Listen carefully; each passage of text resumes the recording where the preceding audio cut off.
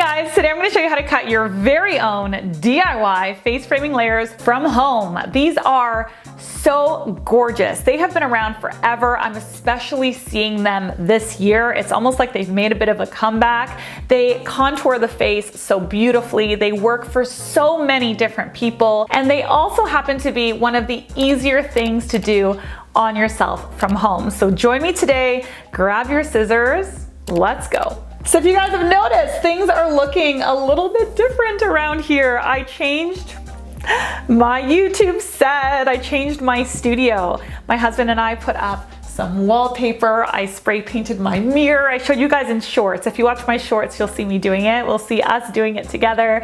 I spray painted some of my accessories. I just needed to spruce it up in here. Let me know in the comments what you think, if you like it. It's a totally different vibe, but I needed something that was more me. The all white, it was too boring for me. Okay, so we are gonna be doing this on very wet hair. You can cut face framing on dry hair as well, but you always get more of a precise cut when you're working with wet hair. I took a shower and then I did my makeup, so my hair is starting to dry. If this happens to you, make sure that you're evenly saturating your hair with water. You really want everything to be pretty much at a soaked state to get the best possible cut. When you have certain areas of the head that are a little bit more dry than other areas, it doesn't seem like a big deal, but it will actually really change the precision of your haircut. So we're gonna do everything perfectly today. I want everyone to think that you got home from the hairdressers. That's how damn good your hair is gonna look, okay? What I'm gonna do is I'm gonna start by doing a perfect middle part.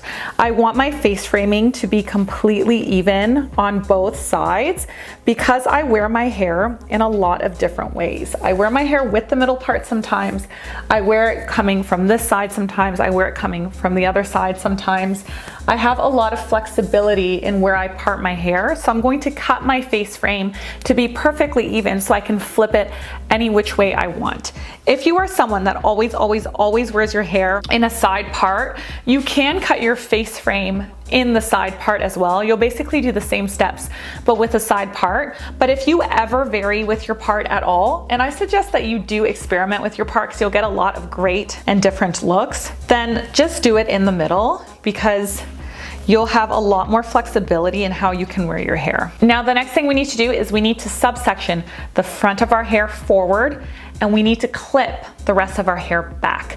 We wanna make sure that our sections are as neat as possible. That's what's gonna make your haircut look like it was done professionally. So you're gonna go from that middle part, and you are going to slide down until you hit right behind your ear in this vertical subsection. Then that hair behind my ear, I'm going to push it all back so that there is no risk of it interfering with this front hair here. Then I'm gonna find that same line that I just did on the other side, and I'm gonna go vertically until I hit just behind the ear on the other side, and I'm going to push all of that away. Then it's a really good idea to take an elastic or a clip and put this away. You do not want this in any way interfering with the front cut. Now, the very first thing you're going to do in your cut is you're going to create a guide. And the way that we're gonna create a guide is we're going to make a little triangle right here at the front. You really want to take your time when you're doing this first section because this section is going to dictate the length that the face framing starts. If you make it really wide, you're going to have a short, thicker piece at the front.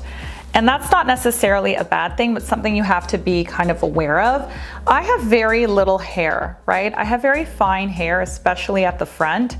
So I can't start this section too thick or else I won't have anything to blend into. It's gonna look really disconnected. So I like making my little triangle pretty thin. So I can cut this in a few different places. I can cut it to under my chin, the bottom of my lip, the top of my lip, or the bottom of my nose.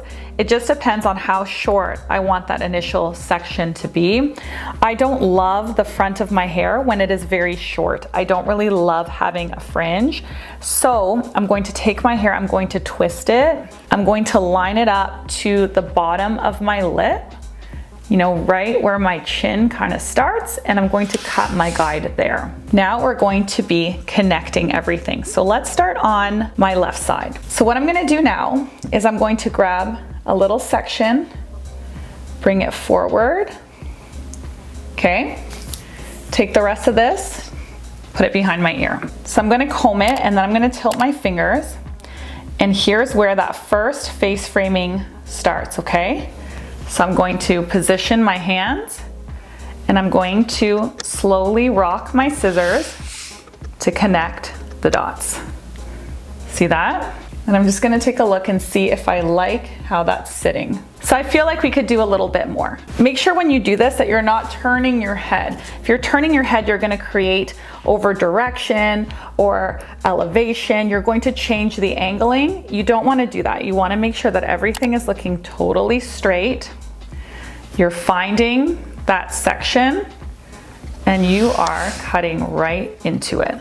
All right, there we go. See how that's kind of turning and starting to frame. Now we're gonna take another piece, we're gonna slide it. So it's kind of like a bit of a diagonal section that I'm taking, and we're gonna do the exact same thing. So we're just gonna grab that piece, find where that ends, okay? And then connect the hair down.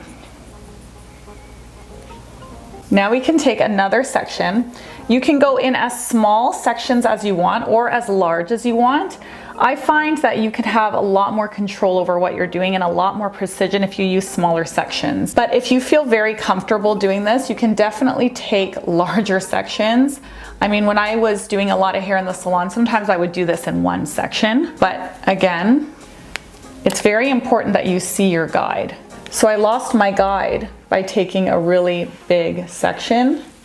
So I'm gonna split that in half and I'm gonna find my guide, which is right here, and then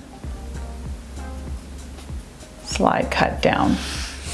And then I can take that last section, bring it down, find that section right there that I just cut, and connect by sliding everything down. And then you always have to make sure that that last piece or that baseline isn't feeling too disconnected. Okay, so I want to show you the difference, okay? So this is the side that I just finished. And as you can see, this side is cupping and curving into my face. There's all these layers that are framing, whereas this side here is long and straighter. Okay, so now we're gonna match, and it's quite easy to match. Don't get intimidated. All you have to do is start again. So I'm gonna put this away so I don't get overly confused, and I am going to grab another section here, which is my first section after my guide. Sitting up nice and tall, I'm gonna curve my fingers, and then I'm gonna have to go in this way because this is my right side and I'm right-handed, okay? So this is a little bit trickier because the sides will be a little bit different, but be patient with yourself. Just find an angle that works for you and then cut. Okay, I'm gonna grab another section. I'm gonna take that, tuck it away so I don't get confused. Pushing it down. Okay, so I can see here exactly where I need to go. And we are slide cutting. Perfect. Grabbing another section, keeping everything controlled.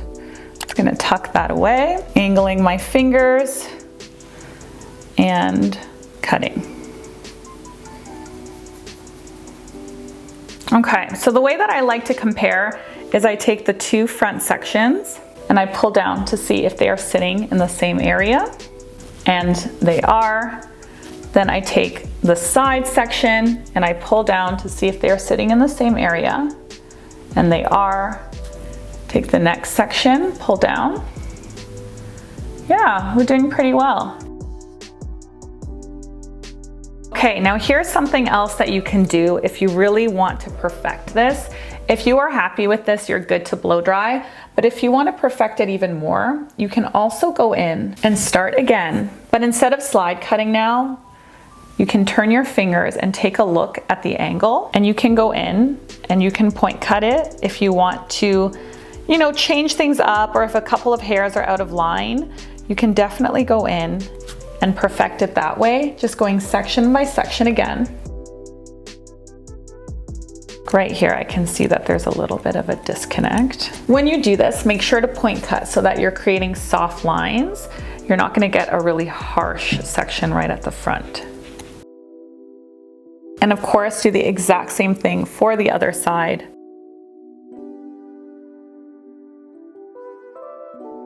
If you look now, you can really see how perfect that is, right? We have a perfect face frame on this side. Let's comb the other side, make sure that we have the same going on this side too.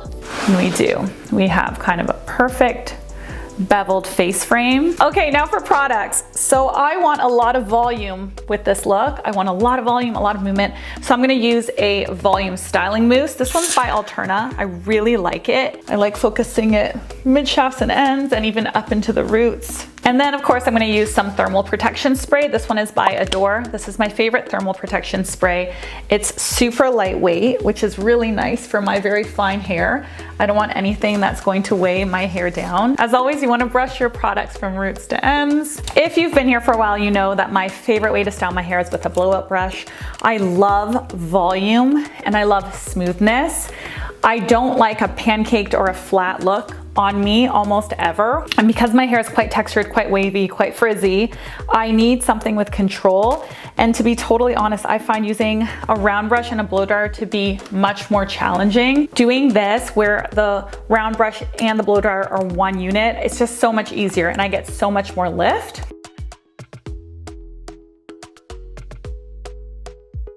So now what you can do is you can just part it and blow dry it the way that I blow dried everything else. But what I like to do with this middle section is blow dry it back. I actually like going back and forwards because it gives me more lift. I like my curtain bangs to sit up and swoopy, not necessarily closed and inwards. If you like them to sit more in the forehead and kind of open this way, then you want to blow dry it forward or to the side.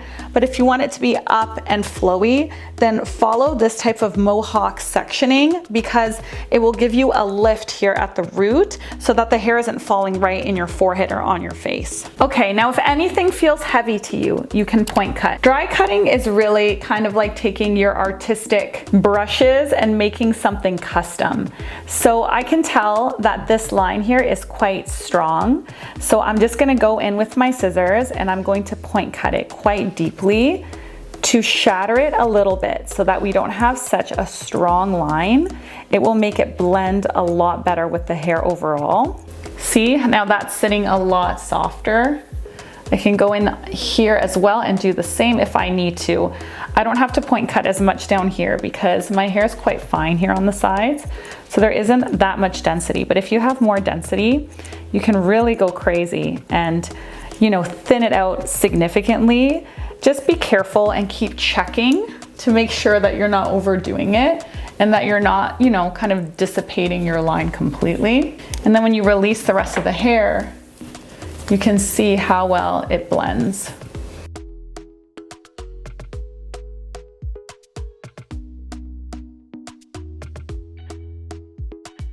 Okay, now you can really see how it looks. So you can see that there's tons of framing, cupping my face, contouring out my face, and then I have my longer fringe. Now this is really nice because if I want to put my hair up, half up, I can keep all of this down, which is very flattering for framing. If I want to put my hair all up, I can keep this part down as well. So I love having these little pieces. They really help to soften any other hairstyle. One other quick thing that I want to show you is Velcro rollers. Velcro rollers look amazing with a face framed haircut. It just takes a minute to put them in and it makes quite a difference.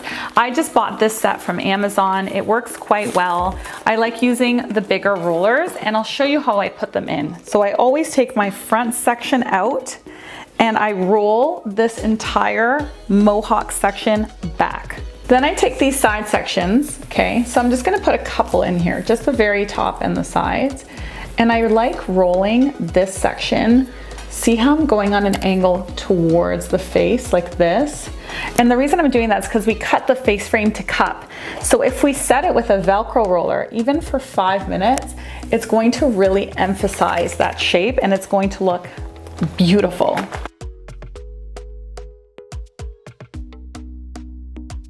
Okay, so Velcro rollers will do nothing if you don't heat them up. A lot of people don't know that. So they're like, Gabby, I tried Velcro rollers. You always talk about them and they don't do anything for me. They don't do anything for anyone unless they are heated up. So the way that you can heat them up is by using a diffuser attachment on your blow dryer and doing it that way. I don't have a blow dryer around me right now, so I'm gonna go off camera and do that right now. Then I'm gonna wait a few minutes. Then we're gonna take them out and I will show you how absolutely beautiful this haircut looks when you give it a little oomph from the rollers. Holy smokes. So as you can see, Velcro rollers give you loads of lift, loads of movement. If you are cutting your hair into a shape that is very contoured, that is very bouncy and has lots of layering, Velcro rollers is an amazing tool to use to oomph up the shape. You can see when I didn't have them in and I blew my hair out versus when I just put them in for a few minutes, what a massive, massive difference there is. If you really struggle getting volume, definitely try them. Heat them up with a blow dryer, let them cool and take them out. It's really going to pump it up and it's gonna help your volume last all day long as well. If you did your haircut like this and you followed along with this tutorial, let me know how it turned out for you. This video's over.